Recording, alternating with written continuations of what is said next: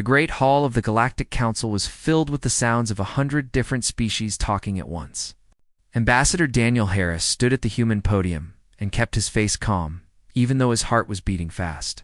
He had been doing this job for 20 years, and he knew when something bad was coming. Hi. Arbiter Velkrath was a tall insect-like creature with sharp mandibles that clicked when he spoke. He stood at the center of the chamber and raised his forearms to demand silence. The noise died down slowly as every delegate turned to watch. The council has reached its decision, Velkrath announced. In the matter of the Epsilon Cluster mining rights, we rule against the human claim. The territory shall be awarded to the Corvani Syndicate. Daniel felt his hands tighten into fists beneath his podium where no one could see. The Epsilon Cluster belonged to humanity by every law the Council had ever written. Human explorers had found it. Human engineers had built the stations. Human soldiers had died defending it from pirates, while the Council did nothing. May I ask the reasoning behind this decision? Daniel asked. His voice was steady and polite, even though anger burned in his chest. The Corvani have presented historical evidence, Velkrath replied. Their ancestors traveled through the region 3,000 years ago. This establishes prior claim under Section 447 of the Colonial Charter. Soft murmur spread through the chamber. Everyone knew what this really was. The Corvani had paid bribes to half the council members. Their so-called evidence was fake, and everyone in the room understood this simple truth. But no one spoke against it. No one challenged the obvious lie. Daniel turned to look at the species he had thought were friends. The Meridian Republic sat to his left. Humanity had sent 10,000 soldiers to save their homeworld during the Plague Wars. Those soldiers had fought and bled, and died so that the Meridians could survive. Now the Meridian ambassador was looking at his feet and refusing to meet Daniel's eyes. The Thelvari Communion was on his right. They had signed friendship treaties with Earth. They had promised to stand with humanity in times of trouble. Their ambassador was suddenly very interested in something on her datapad. Daniel understood everything in that moment. Humanity had no friends here. They had only users who smiled and took what humans offered and gave nothing back. His aide, Katie Morrison, was a young woman with brown hair and worried eyes. She leaned close to whisper to him, "Ambassador, we should file an appeal. The process takes time, but we can fight this through proper channels." "No," Daniel said quietly. "We will not appeal. But sir, the Epsilon Cluster represents 12% of our mining output. We cannot simply let them take it." Daniel did not answer her. Instead, he did something that no ambassador had done in 300 years of council history. He stepped away from his podium and walked to the center of the chamber floor. Every eye in the room turned to watch him. The murmuring stopped completely. Even Velkrath seemed confused by this break in protocol. "For 200 years, Daniel began, his voice strong and clear, humanity has been a member of this council. We followed your rules. We obeyed your laws. We paid your taxes and fees and tariffs without complaint." He turned slowly, looking at each delegation in turn. "When the Void Reapers threatened to destroy everything, who answered the call? Humanity sent its fleets. We sent our sons and daughters to fight and die in a war that was not ours. 60,000 humans never came home from that war. They gave their lives for a galaxy that apparently feels no gratitude." The Meridian ambassador shifted uncomfortably in his seat. Several other delegates looked away. "Shared our technology freely," Daniel continued. "Our medical advances saved billions of lives on worlds we had never even visited. Our engineers built the systems that keep half your planets running. Our teachers educated your children. Our merchants brought prosperity to your economies." He paused and let the silence grow heavy. "And what did we receive in return? Our colonies were taxed until they could barely survive. Our ships were stopped and searched on false charges. Our people were treated as lesser beings in stations that human hands had built." High Arbiter Velkrath's mandibles clicked with irritation. "Ambassador Harris, this behavior is completely inappropriate. Return to your podium immediately or face sanctions." Daniel looked directly at the High Arbiter and did not move. "I will not return to my podium," he said, "because I am leaving this chamber and I am never coming back." As of this moment, the United Earth government formally withdraws from the Galactic Council. Every treaty is cancelled. Every agreement is void. Every obligation is ended. For a long moment, nobody moved or spoke. The delegates stared at Daniel as if he had suddenly grown a second head. Then the chamber exploded into chaos. "Cannot do this," shouted the Corvani ambassador. His purple scales had turned dark with anger. "The withdrawal process requires 10 standard years in approval from the full council. This is illegal." "Then take us to court," Daniel replied calmly. "Oh wait, your courts only work because human legal experts designed them." "Good luck with that. This is madness," cried another delegate. "You will destroy yourselves without council support." Daniel actually laughed at this. It was not a happy sound. Destroy ourselves? We existed for thousands of years before we ever met any of you. We built civilizations and crossed oceans and reached for the stars all on our own. We do not need the council. But I think very soon you will discover just how much the council needs us. He turned and walked toward the massive doors at the end of the chamber. Katie scrambled to gather their belongings and follow him. "You are making a terrible mistake," Velcroth called out. "Humanity will regret this decision." Daniel stopped at the doors and looked back one final time at the assembled delegates of the galaxy. "No," he said. "The mistake was ever trusting any of you. Goodbye." The doors closed behind him with a sound like thunder, and the chamber fell into stunned silence. 3 weeks later, the last human ship departed from council space. Daniel stood at the observation window of the diplomatic vessel Endurance and watched the great station of Nexus Prime grow smaller and smaller until it was just another point of light among the stars. Katie stood beside him with a datapad full of angry messages from dozens of council worlds. "They are threatening sanctions," she reported. "Economic penalties, trade restrictions. Some are even talking about military action." "Let them talk," Daniel said. "Let them threaten. Words are all they have. What do we do now, Ambassador?" Daniel watched the stars for a long moment before answering. "Oh, we go home. We close our borders. We take care of our own people. And we wait. Wait for what?" He turned away from the window, and there was something hard and cold in his eyes that Katie had never seen before. "We wait for them to realize what they have lost. We wait for the systems we built to start failing. We wait for the peace we maintained to start crumbling. And when they come begging for us to return, we will be ready." Katie was quiet for a moment. "And if they do not come begging?" Daniel smiled, but there was no warmth in it. "It will. "It might take months, or it might take years, but they will. The galaxy does not know how to function without humanity. They just do not realize it yet." The ship turned toward Earth and engaged its faster-than-light drive. Behind them, the great galactic civilization continued on, confident and proud. Completely unaware that the foundation beneath their feet had just been pulled away, the silence of human withdrawal had begun. And soon the entire galaxy would learn what that silence truly meant.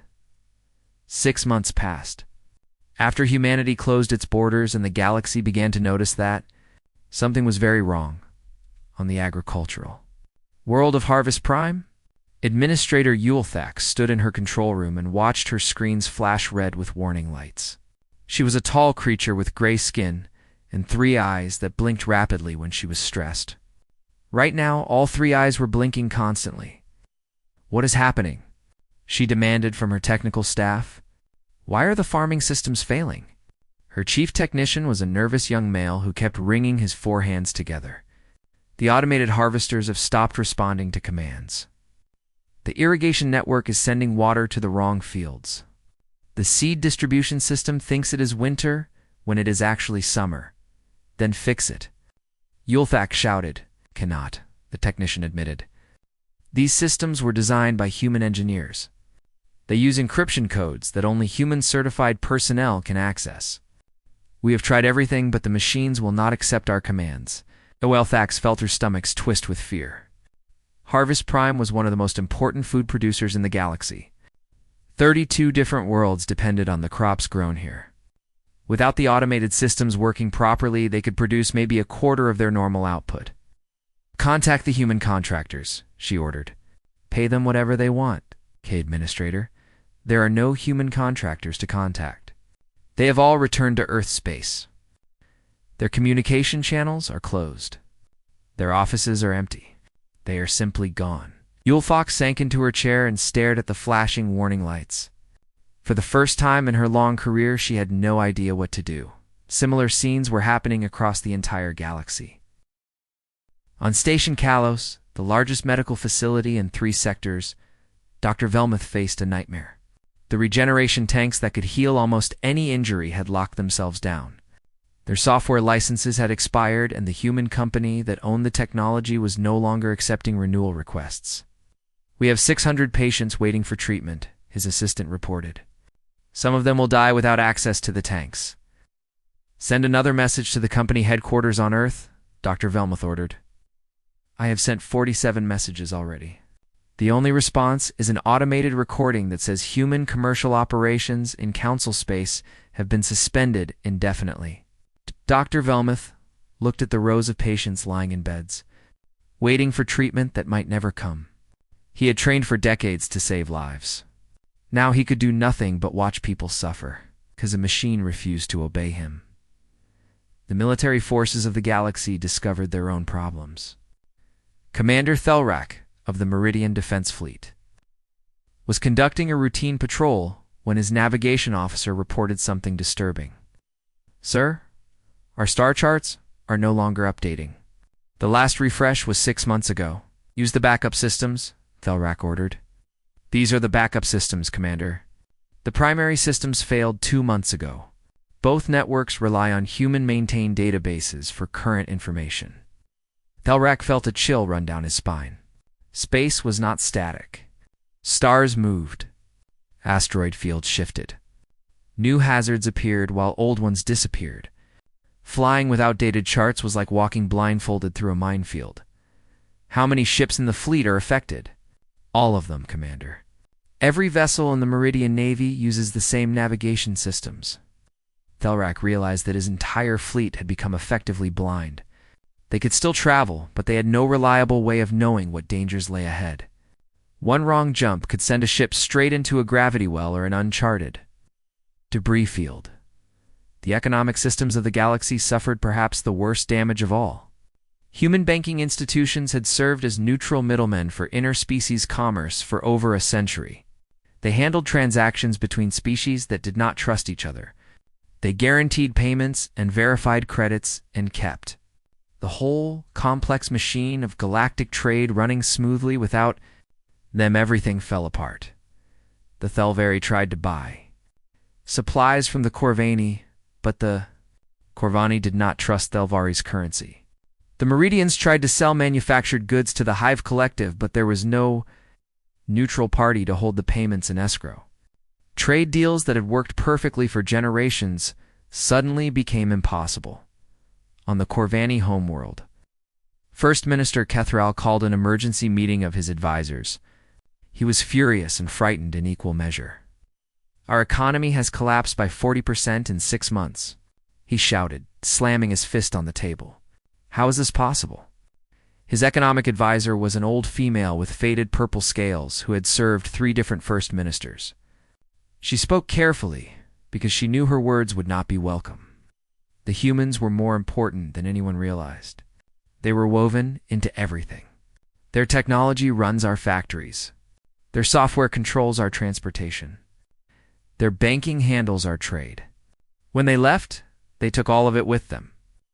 Then we will take it back by force, Kethral declared. Send the war fleet to human space. Make them return. The military advisor shook his head slowly. First Minister, our war fleet is not capable of that mission. 30% of our ships are already unable to fly because they need human-manufactured parts that we can no longer obtain. The ships that can still operate use human-designed weapon systems that are starting to malfunction. You are telling me we cannot even threaten them? I am telling you that if we attacked Earth tomorrow, we would lose. Badly. Humanity has been preparing for independence for decades. We have been dependent on them for just as long. The math is simple, and it does not favor us. Kethral sat down heavily. He was the most powerful leader of one of the most powerful species in the galaxy, and he was completely helpless. While the galaxy struggled, humanity thrived. President Laura Bradley addressed the United Earth Assembly with confidence in her voice. "Our withdrawal from the Council has been a complete success," she announced. "Without their tariffs and regulations strangling our economy, trade within human space has increased by 30%. Our people are prospering." Chief Economic Advisor Nathan Cole presented charts showing growth in every sector. "The resources we use to spend maintaining Council infrastructure are now being invested in our own worlds. Human citizens are seeing improvements in their daily lives for the first time in decades." Military Chief Peter Grant gave his own report. "Our borders are completely secure. Several species have sent scout ships to test our defenses. All of them have been turned away without incident. No one wants to fight us directly." President Bradley nodded with satisfaction. "And the Council? How are they managing without us?" "Badly," Nathan replied with a small smile. "Very badly indeed. Their systems are failing. Their economy is crashing. Their military readiness is declining by the day. We are receiving desperate messages from dozens of worlds begging for humanitarian assistance. And our response? Silence." "As you ordered, Madam President." Complete and total silence. Laura Bradley looked out the window at the blue sky of Earth. Somewhere out there in the darkness of space, a galaxy that had betrayed humanity was learning a painful lesson. "Let them suffer a while longer," she said quietly. "Let them truly understand what they did when they turned their backs on us. When they have suffered enough, when they are ready to treat us as equals instead of servants, then we will talk. If they never reach that point," President Bradley turned back to her advisors with steel in her eyes, "then they will continue to suffer. We offered them partnership, and they chose betrayal. Now they will live with the consequences of that choice. Humanity will be just fine either way." The silence continued. And across the galaxy, the slow collapse accelerated with each passing day. 1 year after humanity closed its borders, the first wars began. The Thelvari Communion and the Hive Collective had hated each other for centuries. They fought over territory and resources and ancient insults that nobody could even remember anymore. The only thing that had kept them from destroying each other was the Galactic Council and more. Importantly, the knowledge that humanity would step in to stop any major conflict. Now the Council was powerless, and humanity was gone. There was nothing holding the old enemies back. Admiral Shenra of the Thelvar fleet stood on the bridge of her flagship and gave the order she had waited her whole life to give. "All ships, commence attack. Destroy everything in the Hive border systems. Leave nothing standing." 300 warships jumped into Hive collective space and opened fire. The first planet they hit was a mining colony with 2 million workers. The Thelvari did not bother with precision strikes. They simply bombarded the surface until nothing was left alive. The Hive Collective responded with fury. Their ships were older and slower, but they had numbers on their side. Wave after wave of vessels poured out of their core systems, crashing against the Thelvari lines like an ocean against rocks. Within 3 weeks, 5 star systems were burning. Billions of beings were dead or dying. Refugee ships fled in every direction, desperately seeking safety that did not exist. The Galactic Council called emergency sessions to address the crisis. High Arbiter Velcroth stood before the remaining delegates and pleaded for calm. "We must work together to stop this madness," he declared. "The Council will mediate a ceasefire between the Thelvari and the Hive Collective." The Thelvari ambassador laughed in his face. "Mediate? With what authority? Your council is a joke. You have no power to enforce anything. My people will take what is rightfully ours, and no one can stop us." The Hive Collective representative made a sound like grinding metal that passed for anger in her species. "The Collective does not negotiate with murderers. We will fight until every Thelvari world is ash." Velcroth tried to speak again, but both delegations walked out of the chamber. He stood alone at his podium, realizing that everything he had built, his life around, was crumbling to dust. War between the Thelvari and the Hive was only the Beginning, the Meridian Republic had been the most stable democracy in the galaxy for 300 years. Their government was fair and their people were content. But the economic collapse had changed everything. Factories closed because they could not get human parts. Workers lost their jobs by the millions. Food became scarce as the agricultural systems failed. People who had lived comfortable lives suddenly found themselves hungry and desperate. Protests began in the capital city. At first, they were peaceful gatherings of citizens asking their government for help. But the government had no help to give. They could not fix systems they did not understand. They could not restart trade that depended on humans who were no longer there. The protests turned violent. Buildings burned. Police fought crowds in the streets.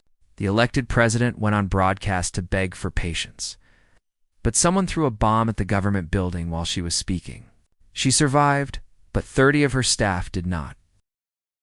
A military general named Kolveth saw his opportunity. He gathered loyal troops and marched on the capital. The president fled in the night, and by morning Kolveth had declared himself supreme commander of the Meridian Republic. "The old government failed you," he announced to the people. "They trusted the humans, and the humans abandoned us. They trusted the council, and the council betrayed us. I will trust no one but Meridian strength. We will rebuild by ourselves." His words sounded good, but his actions were brutal. Anyone who questioned him disappeared. Anyone who mentioned the old democracy was arrested. The Meridian Republic, once a beacon of freedom, became a military dictatorship overnight, and still things got worse. Pirates and raiders had always existed in the dark corners of space. They preyed on weak ships and undefended colonies. But for decades, humanity had kept them in check.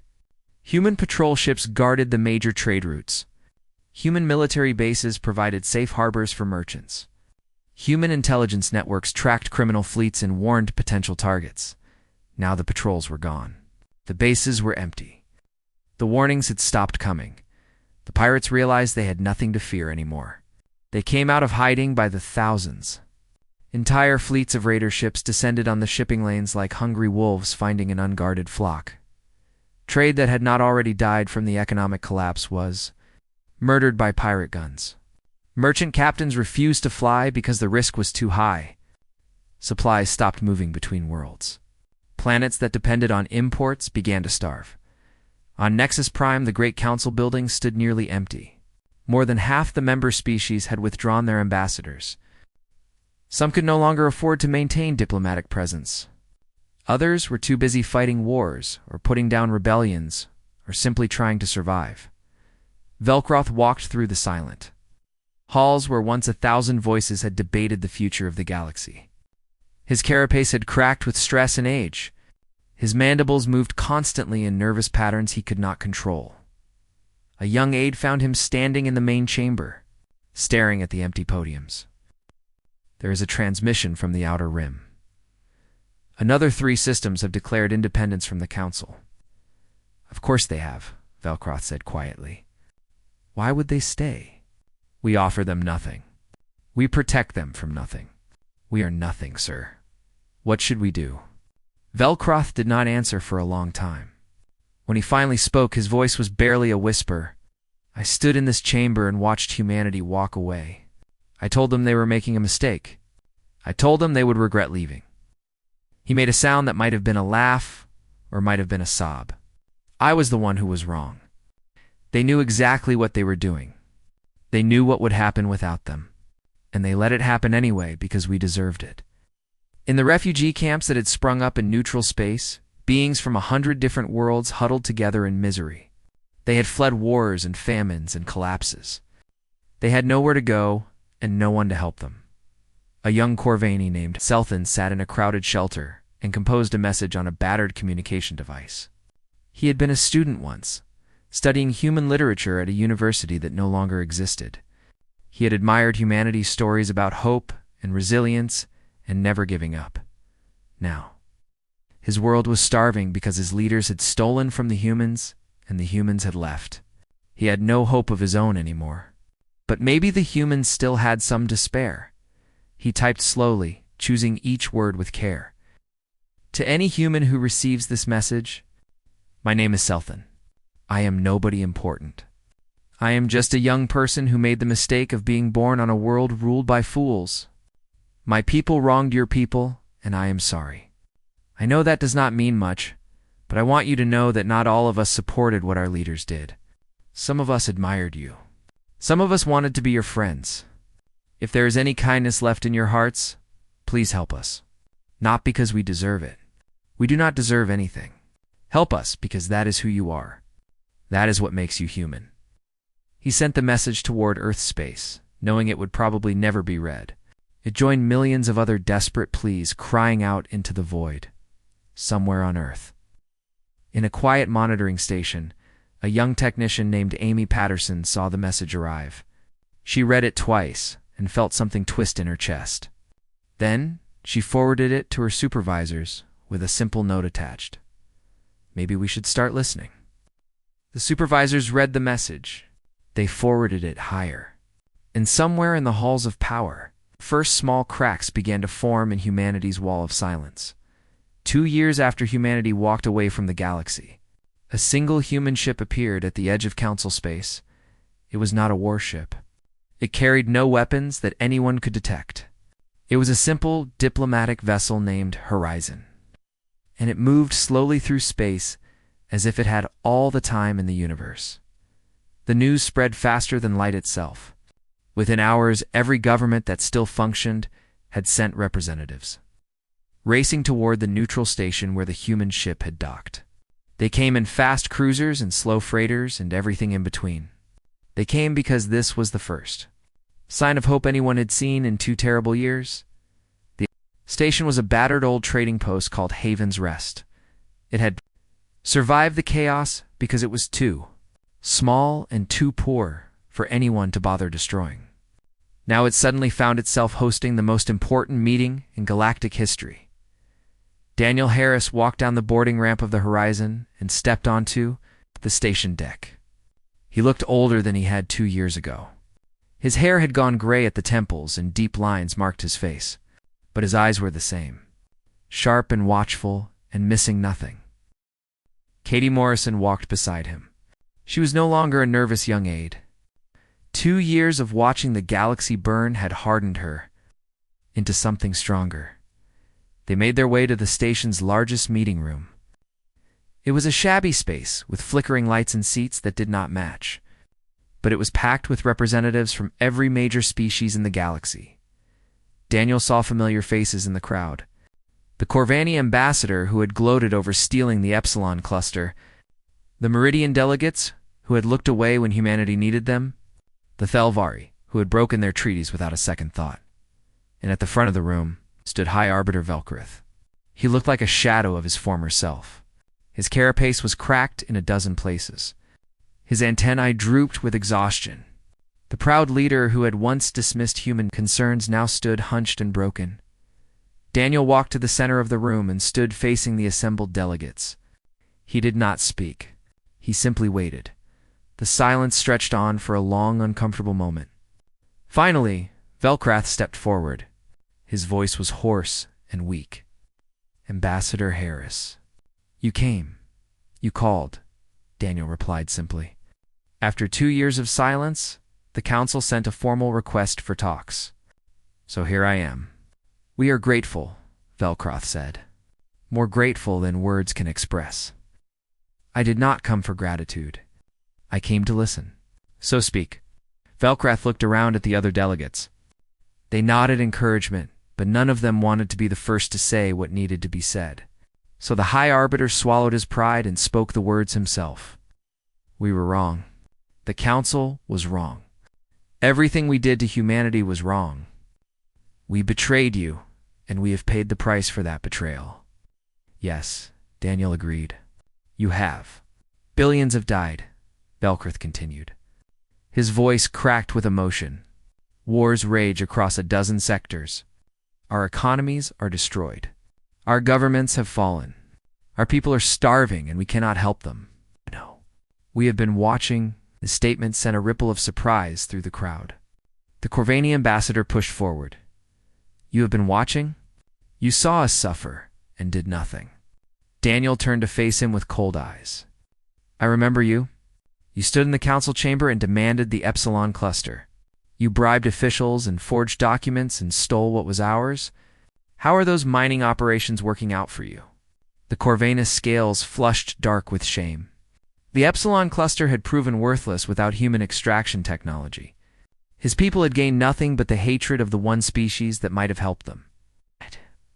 We made a mistake, he admitted quietly. You made many mistakes. All of you did. Daniel looked around the room. For 2 centuries, humanity tried to be your partners. We shared everything we had.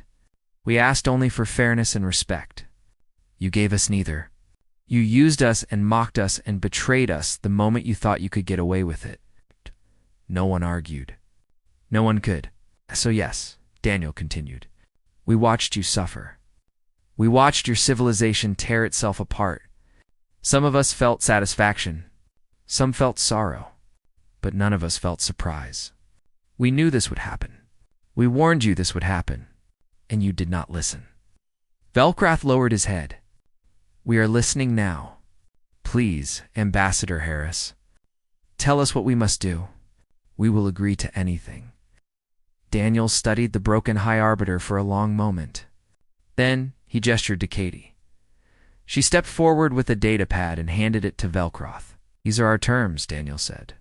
Read them carefully. They are not suggestions. They are not starting points for negotiation.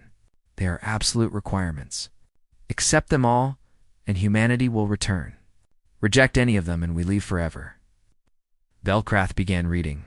As his eyes moved down the document, his antennae rose higher. And higher with shock, these terms would give humanity veto power. Overall council decisions, yes, human. Law would take priority over council law, everywhere humans. Operate, yes. You would control all major trade routes and communication. Networks, yes. This is not partnership, Velcroth said slowly. This is surrender. You are asking us to make humanity the supreme power in the galaxy. I am not asking. I am telling. You had 200 years of partnership. You proved you could not handle it. You proved you could not treat us fairly when we were equals. So now we will not be equals. Now humanity will lead and you will follow. And if we refuse, then we go home and close our borders again. And in another 2 years there will be no one left to refuse anything? The room was completely silent. Every delegate understood the choice before them. They could accept human dominance, or they could watch their civilizations die. There was no third option. The Corvani ambassador spoke first. My people accept. Then the Meridian representative. The Republic accepts. One by one the voices came. The Thelvari. The Hive Collective. Species that had fought bitter wars against each other now agreed on this one thing. They would accept any terms that brought humanity back. Finally, only Velcrath remained silent. He stood holding the datapad with trembling limbs. His whole life had been dedicated to the ideal of equal partnership between species. Now he was being asked to abandon that ideal completely. High Arbiter, Daniel said quietly, the galaxy needs an answer. Velcrath looked up at the human who had once stood in his chamber and been dismissed as unimportant. The universe had a cruel sense of humor. The council accepts, he said. The words tasted like ashes in his mouth. All terms, without reservation? Daniel nodded slowly. Then we have an agreement. Humanity will return. We will rebuild what has been broken. We will restore order to the chaos. But understand this clearly. The galaxy you knew is gone. It died the day you betrayed us. What comes next will be something new. Something built on human foundations. Something that will never again take humanity for granted. He turned and walked toward the door. At the threshold, he paused and looked back. We gave you our trust once, and you threw it away. This time, you will have to earn it. Every single day, for as long as this new order lasts. And if you ever betray us again, there will be no third chance. We will walk away, and we will never come back. The door closed behind him, and the delegates were left alone with the weight of what they had agreed to. The galaxy had been saved, but the price of salvation was everything they had once been. Outside the meeting room, Katie fell into step beside Daniel. "Do you think they will honor the agreement?" Daniel smiled grimly. "They will, because they have no choice. And because deep down they know we are right. They know they failed. They know they need us. That knowledge will keep them honest for a very long time. And after that, we will see. But I think the galaxy has learned its lesson. Some lessons you only need to learn once." The horizon departed from Haven's Rest, carrying word of the agreement back to Earth. Behind it, a galaxy that had been dying began to hope again. The silence was over. Humanity was coming back, but nothing would ever be the same. The vote was unanimous. Every species in the galaxy accepted humanity's terms without a single voice of opposition. They signed the documents and sealed the agreements and handed over their future to the beings they had once dismissed as unimportant newcomers. Within weeks, human ships returned to the stars. They came in waves. First, the engineers who began repairing the broken systems that had crippled so many worlds. Then the doctors who brought medicine and healing to the sick and wounded. Then the soldiers who hunted down the pirates and restored safety to the shipping lanes. Everywhere they went, the humans were welcomed like saviors. Beings who had once looked down on humanity now bowed their heads in gratitude. Children who had grown up hungry watched human cargo ships deliver food to their starving worlds. Parents who had lost hope saw human peacekeepers end the wars that had torn their homes. Apart 1 year after the agreement, the new Galactic Council held its first session. But it did not meet on Nexus Prime. The old council building had become a symbol of failure and corruption. Instead, the new council gathered on Earth. In a gleaming complex built on the shores of a vast blue ocean, President Laura Bradley stood at the central podium and looked out at the assembled delegates. They came from every corner of the galaxy, Corvani and Thelvari. Meridians and members of the Hive Collective, species that had fought wars against each other, now sat side by side in a chamber designed by human architects. "Welcome to Earth," President Bradley said. "Welcome to the new Galactic Council."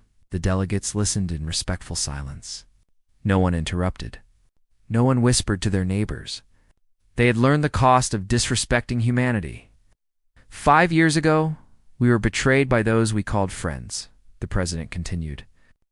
We walked away from a galaxy that had used us and discarded us. We closed our borders and let you face the consequences of your choices. She paused and let her words sink in. Many of you suffered. Many of you died. Your governments fell and your economies collapsed and your worlds burned. We could have stopped it sooner. We chose not to. Some of you may hate us for that choice. You have that right. But you should understand why we made it. Her voice hardened with steel. We made it because you needed to learn. You needed to understand that humanity is not your servant. We are not your tool to be used and thrown away. We are your equals at the very least. And now, because you proved you cannot treat us as equals, we are your leaders. No one objected. No one dared. This council will operate differently than the old one. Human representatives will preside over every session. Human law will form the foundation of all decisions. When there is a dispute, human judgment will settle it. When there is a crisis, human authority will address it. She looked around the chamber at the faces of 100 different species. This is not punishment. This is consequence. You will have your freedom in your own internal matters. Your cultures and traditions will be respected. But the great decisions that affect us all will be made by humanity. And you will accept those decisions without complaint. The delegates nodded their understanding. They had signed the agreements. They knew the terms. There was nothing left to argue about. Work hard, President Bradley concluded. Rebuild your worlds. Earn our trust. And perhaps someday, when you have proven that you can be responsible partners, we will revisit these arrangements. Until then, humanity leads. This session is adjourned. She stepped down from the podium, and the delegates filed out in orderly silence. The new order had officially begun. 5 years passed under human leadership. The galaxy slowly healed. The wars ended. The economies recovered. The systems that had failed were rebuilt stronger than before. Trade flowed freely along routes protected by human patrol ships. Justice was dispensed by courts that followed human legal principles. Some species resented the new order. They whispered in private about human arrogance and unfairness. They dreamed of the old days when the council had been a partnership of equals. But they whispered quietly and they did nothing. They remembered what had happened when humanity walked away. None of them wanted to experience that again. Daniel Harris. Retired from diplomatic service and moved to a small house on the coast of California, he spent his days reading books and tending a garden and watching the waves crash against the shore. The man who had changed the fate of the galaxy now wanted nothing more than peace and quiet. Katie. Morrison visited him sometimes. She had risen high in the new order. Ambassador Morrison now, one of the most powerful diplomats in human history. She handled negotiations with dozens of species and commanded respect wherever she went. One evening they sat together on his porch, watching the sun sink toward the horizon.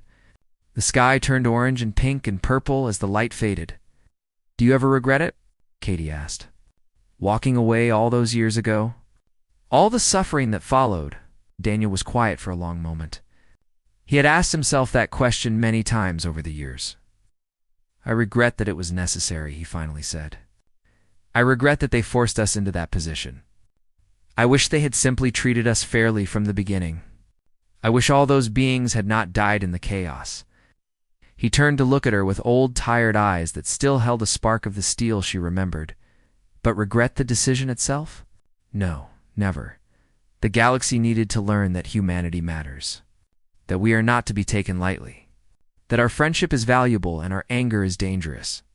They learned, and now they will never forget. Far away in the depths of space, a young Corvani named Selthan worked aboard a human trading vessel. He was one of the lucky ones. His desperate message years ago had somehow reached the right people. When humanity returned, they had granted him asylum and given him a chance to start over.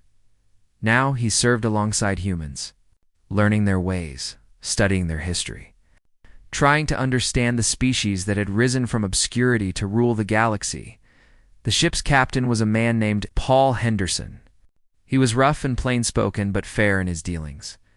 One day he found Selthan in the cargo bay reading a human history text. "Still trying to figure us out?" Paul asked with a slight smile. "Your species confuses me," Selthan admitted. "You are not the oldest or the strongest or the most numerous.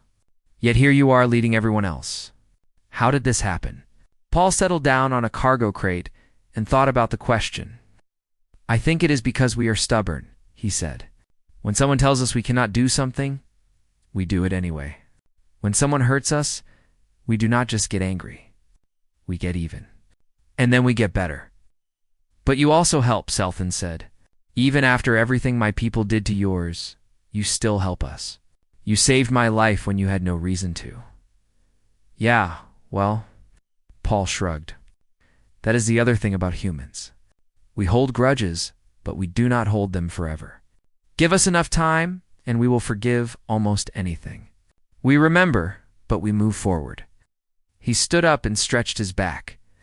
"Just do not make us walk away again," he added with a serious look. "Because next time, we might not come back. Next time, we might just let the galaxy burn until there is nothing left." Selthan watched him go and thought about those words. He thought about a galaxy that had dismissed humanity as unimportant. He thought about the silence that had followed when the humans left. He thought about the desperate years of war and famine and collapse. He thought about the pleas that had finally brought humanity back. He returned to his reading with new determination. The galaxy's future depended on understanding humanity, on never again making the mistakes that had cost so many lives, on remembering that the quiet, helpful species called humans could become something terrifying when pushed too far. In her office on Earth, President Bradley reviewed reports from across the galaxy. Order had been restored. Peace had been maintained. The new system was working. Her aide entered with a message. "Madam President, the Thelvar delegation is requesting a meeting. They want to discuss expanding trade agreements. Schedule it for next week," Bradley replied. "And make sure they understand that human terms apply." "Yes, Madam President." The aide left, and Bradley turned to look out her window at the city below. Millions of humans going about their daily lives, unaware of the power their species now held. Unaware of the responsibility that power carried, she thought about the journey that had brought them here. The betrayal, the withdrawal, the suffering, the return. It had cost so much. But in the end, humanity had proven something important. The galaxy could not function without them. And now, the galaxy would never forget it. Outside, the stars continued their eternal dance across the sky. Somewhere out there, 100 species looked toward Earth and wondered what the humans would do next. They waited with hope and fear and respect, and humanity, as always, simply continued being human. Building and teaching and healing and leading, stubborn and forgiving and dangerous and kind. The species that had walked away from everything and returned to rule it all. The story was not over. Stories never really end. But this chapter had reached its conclusion. The galaxy had learned its lesson. And humanity had taken its rightful place among the stars, not as servants, not as tools, not as junior partners to be used and discarded, but as leaders, as protectors, as the foundation upon which everything else was built. That was the legacy of the Great Silence. That was what the galaxy would remember forever. Humanity walked away once. The entire galaxy froze. And when humanity returned, not